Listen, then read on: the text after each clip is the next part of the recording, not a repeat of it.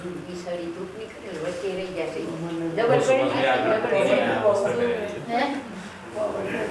સર્વભૂષાધિકે બંને ગણપતિની સર્વભૂષાધિકે સૌમ્ય લોકલજ્જા નિવારણે વાસસી પ્રતિગૃહ્યતામ વસ્ત્રમ સમર્પયામિ વસ્ત્રમ સમર્પયામિ પહેલા વસ્ત્ર પહેરાવીએ પછી જનો આવી પછી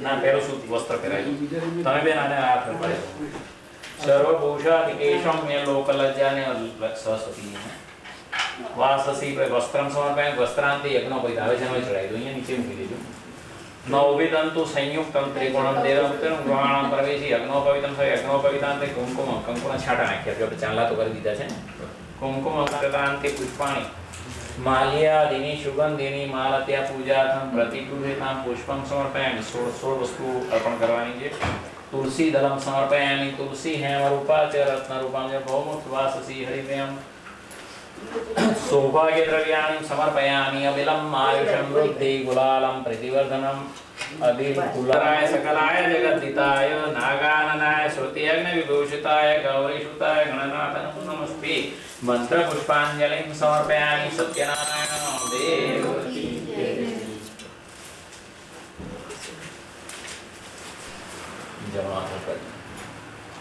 कलशस्य मुखे विष्णु कंठे रुद्र समासिता मूले तत्र सितो मध्ये मध्यमात्रो गणासुता कुक्षौ दुषागरा सर्वे सप्तदीपा वसुंधरा ऋग्वेदो यजुर्वेदो सामवेदो अथर्वण गंगे जमुने चैव गोदावरी सरस्वती नर्मदे सिंधु कावेरी जलेस्मिन् सन्निधिं ब्रह्माण्ड तीर्थानि तीर्थन्ते दिवाकर लोटाने चार बाजू चला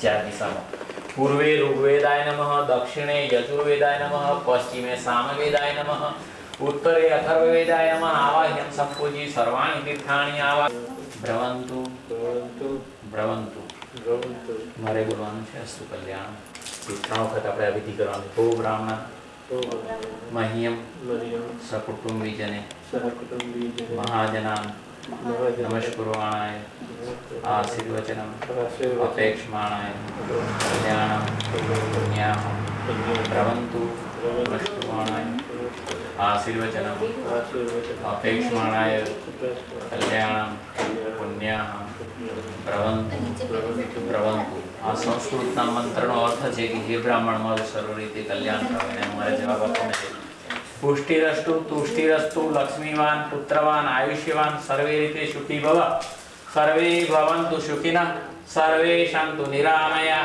सर्वे भद्राणि पश्यन्तु मा कश्चित् दुःखाप्नुयात् सत्यनारायण देव की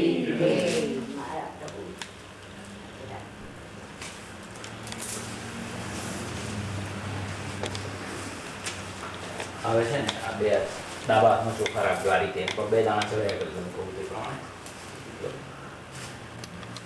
ગરમ પહેલા કરી બતાવીશ સહસ્રનામ પછી કરીએ છીએ નવગ્રહ જવાકુસુમ શંકા શંકાશે મહાદેવ તમોરીશ્વર પાપજ્ઞમ પ્રણતોસ્મિ દિવાકરમાં સૂર્યનારાયણ વચ્ચે છે ને આજુબાજુ 8 ગ્રહો છે બીજા દૂરથી બેન જ્યાં ચડશે તે વાંધો નહીં दधीशंग तुषाराणं क्षीणोदारणं समन्नमामि शशिनं सोमं संभो मुकुटभूषणं चन्द्रम् आवाह्यामि स्थापयामि चन्द्रान्ते मङ्गलं धरणीगर्भ सम्भूतं विद्युत्कान्ति समप्रभं कुमारं शक्तिहस्तं च मङ्गलं प्रणयामि मङ्गलम् आवाह्यामि स्थापयामि मङ्गलान्ते बुधं प्रियङ्गोकलिकाश्यामं रूपयामृतं सौम्यं सर्वगुणावृतं तं बुधम् आवाह्यामि स्थापयामि बुधान्ते प्रवक्तं भार्गवं शुक्रम् आवाह्यामि स्थापयामि शुक्रांति शनिचर नीलांजनम समाभासम रविपुत्र यमागजम छायामार्तम संभूतम तन्नमामि शनिचरम आवाह्यामि च शनिचरान्ते राहु अर्धकार्य महावीर्य चंद्रादिके विमिलितं सिंहिकागर्भ सम्भूतं तन्राहुं राहुम् आवाह्यामि स्थाने राहवान्ते केतु पलाशपुशंकाशं तारकाग्रम रौद्ररोदातकं केतुम् आवाह्यामि स्थापयामि यदि व्यासमुपदेन समाहिताय दिव्याय यदि रात्रौ विघ्नशान्ति भविष्यति नरनारीनुपान् भवेदु स्वप्ननाशनम् ऐश्वर्यमतुलं तेजम् आरोग्यं पुष्टिवर्धनम् ग्रहनक्षत्रकल्याक्रीडान्तस्कराणि समुद्भवताशर्वा प्रशम्यन्ति व्यासो वृतेन सन्न ब्रह्मा मुरारे स्त्रिपुरान्तकारे वानो ससेवमिसुतो बुधश्च गुरुश्च शुक्र शनि राहु केतु कुर्वन्तु सर्वे मम सुप्रभातं सर्वे ग्रहाः शान्तिकरा भवन्तु।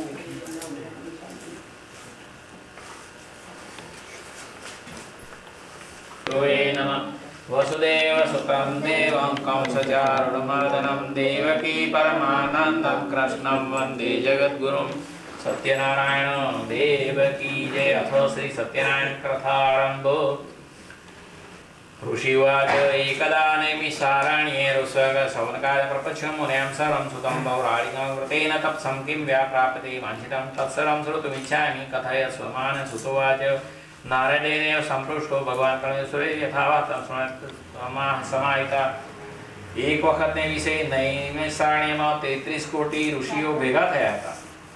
ત્યાં સૌનક વગેરે ઋષિઓ ભેગા થયા હતા ત્યારે કથા કહેવામાં કુશળ એવા સુતમુરાણીને બધા ઋષિઓ પૂછવા लाग्યા કે હે ઋષિ, કયું એવું વ્રત અને તપ છે કે જે કરવાથી વાંછિત ફળ મળે છે? ત્યારે સુતપુરાણી કહેવા લાગ્યા કે પહેલાના વખતમાં નારદ મુનિએ પણ ભગવાન વિષ્ણુ કમલાપતિને આવો જ પ્રશ્ન કર્યો હતો। एकदा नारदो योगी पराणो करया पर्यटन विविधान लोका मृत्युलोक उपागत ततो दृष्ट्वा जनान् सर्वान् नानाकेशवान् नारायण सर्वकेशवान् सर्वकर्मणि केनोपायेन चेतेषां दुःखनाशो भवेदिति संचित्य मनसा विष्णुलोकं गतस्वा। एक वखतने विषे नारद मुनि फरता फरता पहला पाताळ लोकમાં ગયા, પછી પૃથ્વી લોકમાં આવ્યા। ત્યાં આગળ મનુષ્યોને જુદા જુદા પ્રકારના જન્મ ધારણ કરીને વારાફરતી વર્તુળમાં ફરતા જોઈને મનુષ્ય જન્મ, પછી પશુનો જન્મ, પછી પ્રાણીનો જન્મ, પછી પક્ષીનો જન્મ, એ રીતે 34 કોટી યોનિમાં ફરવાનું અને તેમાં દુઃખ જ વેઠતા જોઈને તેમનું દિલ દબી ઉઠ્યું, તેમનું દિલ કકડી ઉઠ્યું અને ત્યાર પછી એ છેલ્લે વિષ્ણુ લોકમાં એટલે સ્વર્ગલોકમાં જ્યાં વિષ્ણુ ભગવાન વસે છે ત્યાં ગયા। ત્યાં વિષ્ણુ ભગવાનનું રૂપ એવું હતું કે તેઓ ગૌરવર્ણના છે, તેમને 4 હાથ છે, તેમને એક હાથમાં શંખ, બીજામાં ચક્ર, ત્રીજામાં ગદા અને ચોથામાં પદ્મ ધારણ કરેલું છે। તેમને ગળાની અંદર વૈજયંતીમાલા પહેરેલી છે। વૈજયંતીમાલા તેને કહેવામાં આવે છે કે જે પહેરવાથી માણસનો વિજય થાય, કદાપી પરાજય ન થાય, એ માળાને વૈજયંતીમાળા કહેવામાં આવે છે। વિષ્ણુ ભગવાન એવી વૈજયંતીમાળા પહેરેલી હતી, એમનું રૂપ ખૂબ ખીલી ઉઠેલું હતું। ત્યાં જઈને નારદ મુનિ એમની પ્રશંસા કરવા लाग्યા અને કહેવા लाग्યા કે તમે હે ભગવાન, તમને આદિ નથી, મધ્ય નથી કે અંત નથી, તમને જન્મ નથી, જીવન નથી કે મૃત્યુ નથી, છતાં આવા અખંડ રૂપ તમે છો અને છતાં તમે લોકોનું દુઃખ દૂર કરવાને શક્તિમાન છો। તો મનુષ્ય લોકમાં હું ગયો હતો, ત્યાં લોકો નાના પ્રકાર નારદ ઋષિ વચ્ચે થયેલો સંવાદ અને સત્યનારાયણ વિષ્ણુ ભગવાને જાતે સત્યનારાયણની કથા કઈ રીતે કરવી એનો સંવાદ આપણે પહેલા અધ્યાયમાં કઈ સંભળાયો।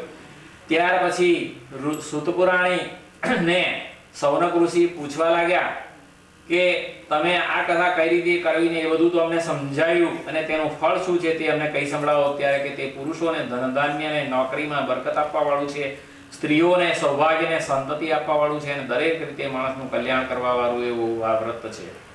એ પ્રશ્નના સમાધાન થયા પછી સુતપુરાણીને સૌનક ઋષિ પૂછવા लाग्યા કે આ કથા પહેલામાં પહેલી કોને કરી એની કથા અમને કઈ સંભળાવો। ત્યારે આ એક ઇતિહાસ છે। ઇતિહાસ એટલે જે જૂની થઈ ગયેલી વાતો એને ઇતિહાસ છે। આ જૂનો ઇતિહાસ વાર્તા છે। કથા શું છે? કથા એ માણસને કામ, ડોક્ટર હોય તો ડોક્ટરનું કામ, દરેકને પોતાનું કર્મ કરવું પડે છે। કામ કરતા કરતા માણસને થાક લાગે છે તો તમે શબ્દને ઉલટાવી નાખો, કથા શબ્દને ઉલટાવી નાખો તો થાક થઈ જાય। એટલે કથાનો ખરો અર્થ થાકને ઉલટાવી નાખો તો કથા થઈ જાય અને કથાને ઉલટાવી નાખો તો થાક થઈ જાય। ગાંધીજીએ પોતાની આત્મકથા લખી, એમાં ક્યાં એમને ક્યાં જીવનમાં ગૂંચવણ આવી હતી ને ક્યાં એને કઈ રીતે ઉકેલ કાઢ્યો હતો એની કથા, એમને પોતાની આત્મકથા લખી। એ પોતે ક્યાં થાક અનુભવતા હતા અને ક્યારે કઈ રીતનો ઉકેલ કાઢવો પડ્યો એ દરેકના જીવનમાં કર્મ કરતા કરતા થાક લાગે ત્યારે કઈ રીતે ઉકેલ કાઢવો એ આત્મશુદ્ધિની વાત છે અને એને આત્મકથા કહેવાય છે। અને આ કથા એ જે લોકોની બની ગયેલી વાત છે એને આપણે કથા કહેવાય છે। ઇતિહાસ જે જૂનો તે આપણે મૂકેલીએ છીએ। તમે દરેક વસ્તુની અંદર તેનો અર્થ સમાયેલો છે પણ આપણે એને શોધવાનો પ્રયત્ન કરતા નથી। આપણે કોઈની કાર બગડી જતી હોય ત્યાંથી પસાર થતા હોય એવો આપણો વખત આવ્યો હોય તે યાદ કરીએ તો આપણે પેલા માણસ પર દયા આવે કે કોઈ દાડો આપણો દિવસ પણ આવે. સત્યનારાયણની કોણે કરેલી તેની કથા અમને કઈ સંભળાવો. ત્યારે સૂતપુરાણી કહેવા લાગ્યા કે પહેલાના વખતમાં કાશીમાં એક ખૂબ ગરીબ બ્રાહ્મણ હતો, તેનું નામ સતાનંદ હતું. તે ગંગા કિનારે જઈને લોકો પાસે દાન માંગીને જીવતો હતો, પણ દાનને બદલે લોકો એને અપમાન આપતા. તે ખૂબ દુઃખી થતો હતો, એટલે એનો ઉદ્ધાર કરવાનો વિચાર કરીને સત્યનારાયણ ભગવાન એને સામે ચાલીને મળ્યા અને પૂછવા લાગ્યા કે હે સતાનંદ, તું આ લુગડા ફાટેલા છે ને આ પગમાં જોડા નથી ને અહીંયા કેમ શા માટે ફરે છે? ત્યારે સતાનંદ કહેવા લાગ્યો કે હે મહારાજ, હું ખૂબ દુઃખી છું. લોકો પાસે દાન માંગવા ગંગા કિનારે ફરું છું, પણ મને દાન નથી આપતા, પણ લોકો અપમાન આપે છે ને જે કોઈ આપે છે તે વધુ આપે છે ને એમાં મારું પૂરું થતું નથી. એટલે મારો કોઈ ઉદય થાય એવો કોઈ ઉપાય તમે જાણતા હો તો મને કહો. ત્યારે સત્યનારાયણ ભગવાન એનો ઉદ્ધાર કરવા આવ્યા હતા. તે સામે ચાલીને કહ્યું કે તું સત્યનારાયણનું વ્રત કરવાનો નિયમ રાખ ને તેનાથી તું જરૂર સુખી થઈશ.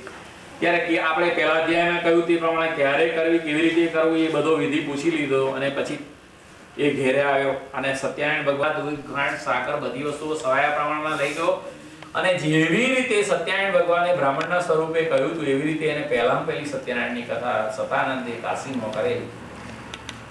ત્યારે એક વખત સત્યનારાયણની કથા કરી એટલે એને ઘરમાં શાંતિ થઈ. એટલે એને નિયમ કરી નાખ્યો કે દર પૂનમને દિવસે સત્યનારાયણનું કરવું, વ્રત કરવું. એ રીતે કરવાથી સતાનંદ આજીવન સુખી રહી, અંતે મોક્ષ પદને પ્રાપ્ત થયેલો. પણ એની સાથે બીજી જોડાયેલી કથા આપણે કરવાની છે. સતાનંદ દર પૂનમે આ રીતે સત્યનારાયણનું વ્રત કરતા હતા.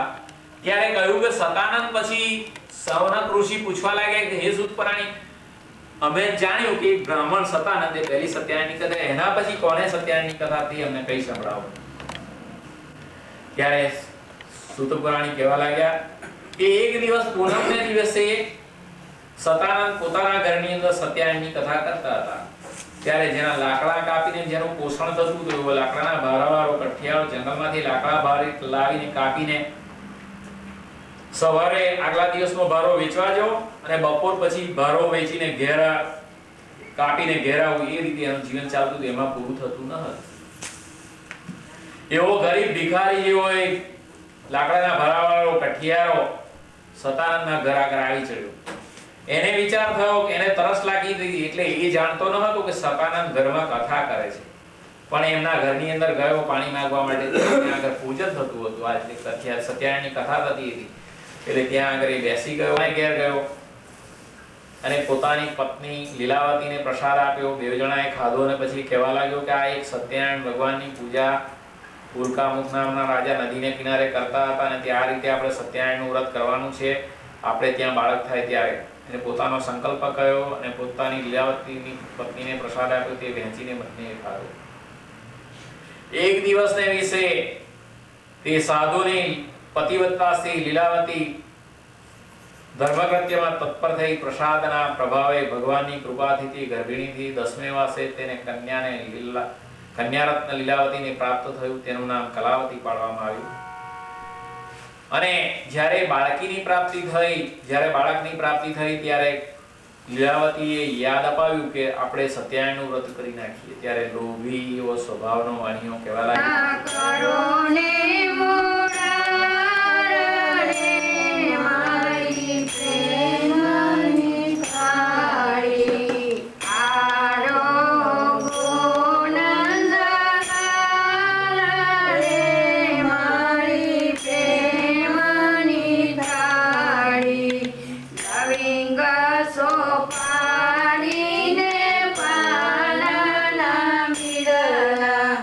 મુખવાસ કરો